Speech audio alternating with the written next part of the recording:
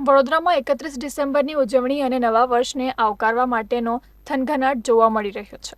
જોકે આ ઉજવણીમાં ખાસ કરીને નશાખોરીનું પ્રમાણ વધુ જોવા મળતું હોય છે. ત્યારે પોલીસ દ્વારા પાણી પહેલા પાળ બાંધવામાં આવી છે અને સઘન વાહન ચેકિંગ સાથે શંકાસ્પદ લોકોની તપાસ શરૂ કરવામાં આવી છે. વડોદરાના ગોત્રી તેમજ ઝોન 3માં આવતા પોલીસ મથક વાડી, પાણીગેટ, કપુરાઈ, માંજલપુર, મક્કરપુરા સહિતના વિસ્તારમાં રાત્રે દરમિયાન વાહન ચેકિંગની કામગીરી હાથ ધરાઈ હતી.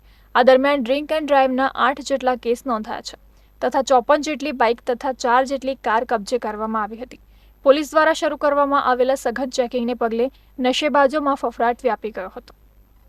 યા તો નંબર પ્લેટ ન હોય અને ઘણા સ્પોર્ટ્સ બાઇક છે જેમની પાસે યા તો આરસી બુક ના હોય, લાઇસન્સ ના હોય અને નંબર પ્લેટ ના હોય તેવી પ્રકારના ભિન્ન પ્રકારના બાઇક્સ ડિટેન કરવામાં આવ્યા છે.